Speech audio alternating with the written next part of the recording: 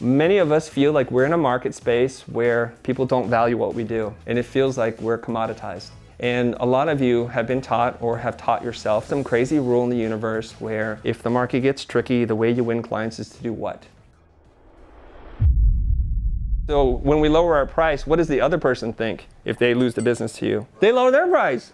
And what do? Lower your price. And then before you know it, you pay the client to do the work.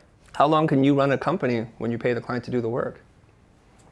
However much cash you have at the bank, and when that's done, your credit card, and then you're done. And I'm reading this book, Implementing Value Pricing. It's written by Ronald Baker. Highly recommend you read this book if you want to be a master at pricing. And he says in the book, there's no such thing as a commodity. You just lack imagination. You lack imagination. And he gives a couple examples that will blow your mind. So in the example, he talks about like a head of lettuce or cabbage or something, which you buy at the supermarket, right? You go in there, and basically one head of lettuce is the same as another head of lettuce if it's organic, if it's fresh.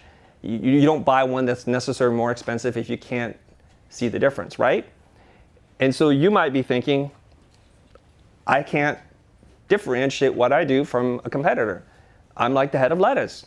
They just buy the cheapest one because they can't see one design firm versus the next, one marketing firm versus the next, right? And he says, so let's apply a little imagination here. So I don't know if you've noticed, but people have started to sell hand leaf, pre-washed, triple rinsed bags of lettuce. How much is that?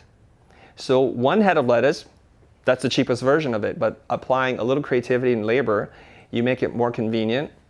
My wife buys the bags. I buy the bags because I just grab it, throw it in a bowl, and I can eat it. Okay, and this is going to hint at an idea in a little bit. So that bag of lettuce goes for more money than the head. And if you take the head and you split up to 2 or 3 things, you could sell 3 bags for 4 times as much money. Everybody follow so far? And you're like, okay, that's it. That's pretty cool. And then what they do is somebody's like, what if we put why do people even want lettuce in the first place? Why do people buy lettuce? Make a salad. You want a salad. So why don't we throw in some croutons, a little cheese on it, and have a package of dressing. And now instead of charging you, 79 cents for a head of lettuce, we're going to charge you $12. And they're like, well, why would people buy this one? Well, let's go license Wolfgang Puck and call it Puck Express and put that sticker on it and say, it's Wolfgang's dressing. And let's sell that for $14. And so you kind of have to, and it doesn't end. It can just go into infinity if you want, right? Because in Japan, anybody been to Japan before? Do you ever go to a supermarket? They have like $150 cantaloupe. I don't know what that cantaloupe tastes like, but it better be good. So I understand that these are like lovingly cared by Japanese farmers. I don't know what they're doing. They're talking to it at night. They're like telling bedtime stories. I don't know, but it is a $150 cantaloupe. I don't get it. So there is no limit to what you can charge. It's just you have to say and you have to come to terms. I lack the imagination to describe this. Okay? And let's take it further. He says, can anything be more a commodity than money? Like, who here would buy $1 for me for $1.10? Even 101. Would you even buy $1 from me for 101? No, because the face value is $1. He goes, you lack imagination. You gotta sign it. Huh? I could sign it. You're right. So now you're using a little creativity, right? Okay. Now, he's like, a stock certificate or a stock, you buy, it has a price. It goes up and down. He says there's a company that charges you more for a stock than you could buy in the market. And who would do that? So here's what they figured out. They found that there are grandparents who want to give their grandchildren something for their birthday, bar mitzvah, for Christmas, whatever it is. And they want to be able to print the certificate of the stock and frame it, and they sell the stock for more than what it's worth. Now, the company only buys blue chip stock, like Disney, like Apple, whatever.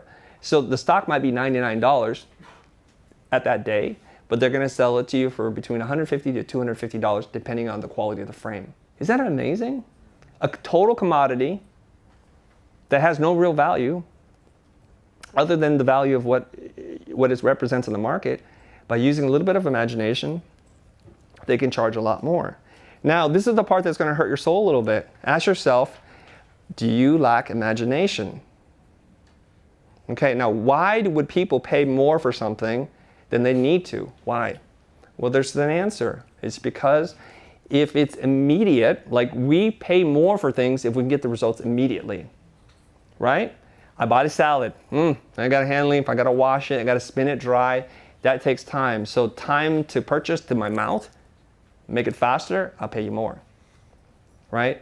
Now, Alex Hormozi, who wrote the book $100 Million Offer, also another book you probably need to pick up. I will be teaching lots of concepts from this, and if you like the concepts that I'm sharing with you today, I highly encourage you to support the authors. I'm not trying to take money from people. Please buy the books and support them. So as often as I can, I will mention who they are and we'll repeat it, okay? Alex Hormozi talks about this. So there is pain that we feel, and we want to get the solution as fast as possible.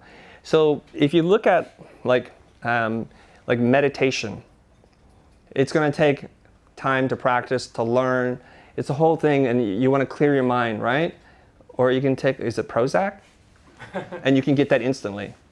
So if you're a meditation teacher, you run meditation workshops, maybe that entire industry is worth $100 million, where Prozac is a multi-billion-dollar industry because the time to result is short and it's guaranteed. So there's two variables, and I'll talk about this more later, is time delay, which will influence price, and certainty of outcome.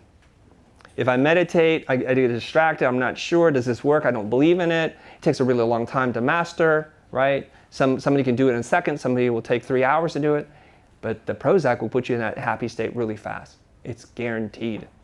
So when you think about your product, your service, or whatever it is that you're doing, try to reduce the time to satisfaction and completion, and try to increase the certainty of the outcome happening. Now, if you put yourself in everyday life, every time somebody gives you a money-back guarantee, you're more likely to buy because the certainty of an outcome is there. But if you're going to do a guarantee, there has to be a way for you to do it so you don't get killed. But think about that.